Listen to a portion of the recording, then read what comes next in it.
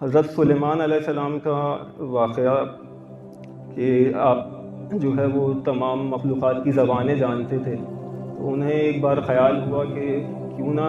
میں مخلوقات کو تو سمجھتا ہوں، ان کے سسٹم، ان کو جو ہے میں رزق تقسیم کروں۔ خدا سے آپ نے درخواست کی کہ خداوند مجھے ایک دن جو ہے مخلوقات کی رزق کی ذمہ داری جو ہے تقسیم کی مجھے دے دی جائے۔ خدا نے کہا کہ آپ سے یہ نہ ہو سکے گا، یہ ممکن نہیں ہے، لیکن آپ نے درخواست کی تو خدا نے قبول کیا، تو آپ نے اعلان کروا دیا کہ تمام مخلوقات کا رزق جو ہے اسے دیا جائے گا۔ آج تو سب مخلوقات جو ہے ایک ایک کر کے آنے لگے، سب کو رزق جو ہے وہ دیا جانے لگا۔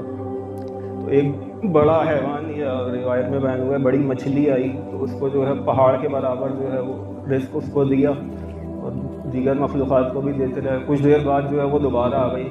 کہ دوبارہ اسے بھوک لگی ہے، تو آپ نے کہا کہ ابھی تو رزق دیا، وہ پریشان ہو گئے، تو ان کے پاس جو ذخائر تھے وہ کم ہونے لگے کہ اس کو ابھی رزق دیا تھا پھر ہی آ گئی، اس کے کیسے پورا کریں گے۔ پھر خدا سے آپ نے کہا کہ خداوندہ بے شک تو ہی رازق ہے، اور تو ہی مخلوقات کے رزق جو ہے وہ پورے کر سکتا ہے، ہم انسانوں کے بس کی تو بات نہیں ہے۔ تو خدا نے جو ہے نظام بنایا، ہم چھوٹے سے نظام سے دیکھیں بڑے نظام تک، سارا نظام جو ہے خدا چلا رہا ہے۔ میں سمجھتا ہوں کہ حقیقی زہد بھی جو ہے یہی ہے، انسان اپنی زندگی میں یہی بات سمجھ لے، البتہ خالی سمجھنے سے بھی نہیں ہوتا، کہ تمام پلاننگ جو ہے وہ خدا کی ہوئی ہے۔ کوئی چیز اب انسان کے ہاتھ سے جائے تو اس پہ افسوس اس کو نہیں ہوا، کیونکہ یہ خدا سمجھتا ہے کہ اگر اس خدا کو سمجھے ایک بہترین پلانر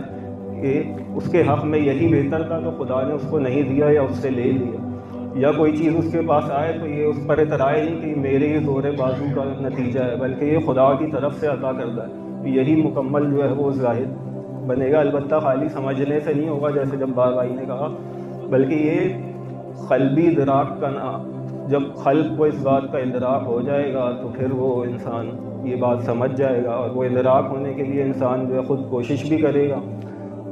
اور جب خدا کی راہ میں کوشش کرے گا تو خدا اس کی ہدایت کرے گا، اس کو بات سمجھ آ جائے گی۔ وآخر دعوانا الحمد للہ رب العالمین۔